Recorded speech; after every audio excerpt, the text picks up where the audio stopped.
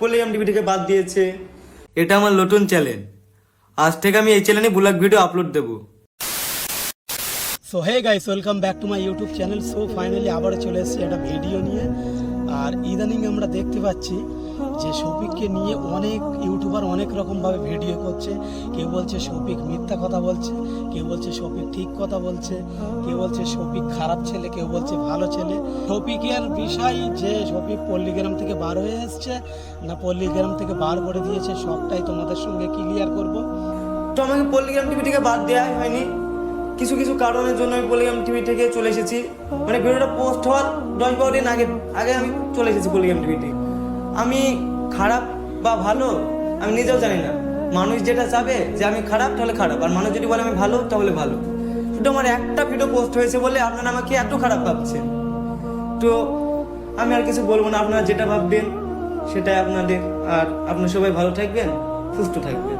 তো আমি ভাবছিলাম যে এই বিষয়ে কোনো ভিডিও করব না, যেহেতু আমি সোশ্যাল মিডিয়ায় থাকি, ঠিক আছে। আর শফিকও একটা ইউটিউবার, আমিও একটা ইউটিউবার, ঠিক আছে। যেহেতু ও ইউটিউবার ছিল না, এখন তো শফিক ইউটিউবার হয়ে গেছে। এটা আমার নতুন চ্যানেল, আজ থেকে আমি এই চ্যানেলে ব্লগ ভিডিও আপলোড দেবো। সেই জন্য বলছি, একটা ইউটিউবার আর একটা ইউটিউবারের যদি বিপদে পড়ে অবশ্যই পাশে দাঁড়ানো দরকার, এটা আমি মনে করি। সো গাইস, মেন কথা হচ্ছে শফিক বলছে যে আমি পল্লীগ্রাম থেকে নিজে ইচ্ছায় বেরিয়ে এসেছি, আমাকে কেউ বার করিনি, ঠিক আছে। তো শফিক যখন নিজ ইচ্ছায় পল্লীগ্রাম থেকে বার হয়ে চলে এসছে, সেখানে আমাদের অত ঝামেলা করার কোনো প্রয়োজন নেই। দেখো, শফিকের লাইফ, শফিকের জীবন, শফিকের মানে লাইফ স্টাইল, ও কি করবে না করবে সেটা ওর ব্যাপার, সেটা নিয়ে আমাদের মাথা ঘামানোর কোনো প্রয়োজন নেই। আমরা ফালতু কাজে নিজে নিজে ভিডিও বানাচ্ছি, এ অপরকে ভিডিও বানাচ্ছে, সে তাকে ভিডিও বানাচ্ছে, এভাবে ঝামেলা সৃষ্টি আমরা করে কি করব। শফিক কাজ করতো, শফিক ইনকাম করতো, শফিক তারা আমাদের কিছু দিত না, তাহলে আমাদের কোনো কথা বলে লাভ নেই। দেখো, যার লাইফ সে বুঝবে, ঠিক আছে। তো আমি এই বিষয়ে বলবো, কোনো ইউটিউবারের সঙ্গে ঝামেলা করো না। কন্ট্রোভার্সি যেটা চলছে ওটা তোমরা মিটিয়ে নাও। আমি কিন্তু সবার উদ্দেশ্য করেই বলছি, ঠিক আছে। আমি কারণ নাম নিচ্ছি না, সবাইকে উদ্দেশ্য করে বলছি, ভাই দেখো, আমাদের নিজেদের মধ্যে কোনো ঝামেলা বাঁধিয়ে কোনো লাভ নেই, কোনো কন্ট্রোভার্সি রেখে লাভ নেই। দেখো, শফিকের মানে পার্সোনাল ম্যাটার, সেটা ও বুঝে নেবে, সেটা আমি তুমি বলার কে।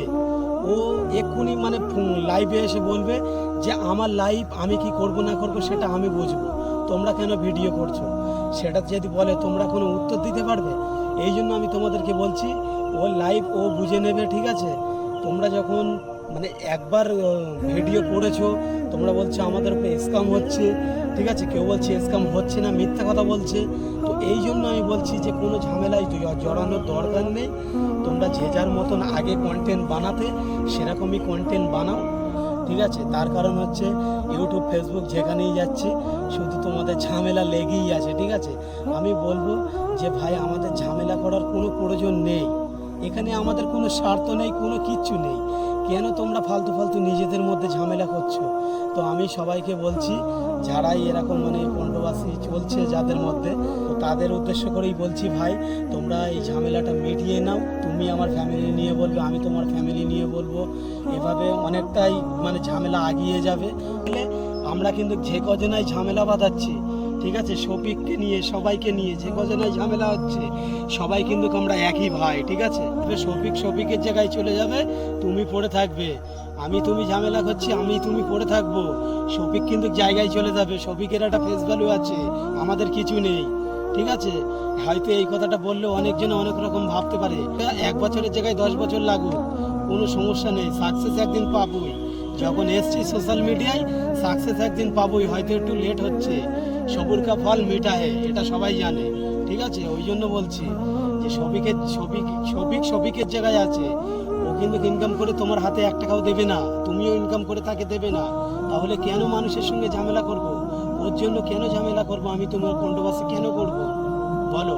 এটা তোমরা বুঝতে পারছো না। তো আমি ওই জন্য বলছি, প্রত্যেকটা ভাইকে বলছি, যারা শফিককে নিয়ে টোল করছো বা সাপোর্ট করছো, ঠিক আছে, সবাইকে বলছি যে নিজেদের মধ্যে ঝামেলা করার কোনো দরকার নেই। ঝামেলাটা অনেকটাই এগিয়ে গেছে, ঠিক আছে। আমি যতটা দেখে বুঝতে পারছি ঝামেলাটা অনেকটাই এগিয়ে গেছে। তোমরা এই ঝামেলাটা করো না, কিন্তু কি অনেকটাই এগিয়ে যাচ্ছে, দিন দিন যত যাচ্ছে ওই এগিয়ে যাচ্ছে। আর বলবো, আর যারা শফিকের সাবস্ক্রাইবার আছো তাদেরকে বলছি যে দেখো, মানুষ ভুল অবশ্যই সবার মধ্যেই ভুল আছে, ভুল করতে পারে। শফিক একবার ভুল করেছে, অবশ্যই তোমরা এটা সবাই ক্ষমার নজরে দেখো। দেখো, সবার একটা পার্সোনাল ম্যাটার থাকে, ঠিক আছে?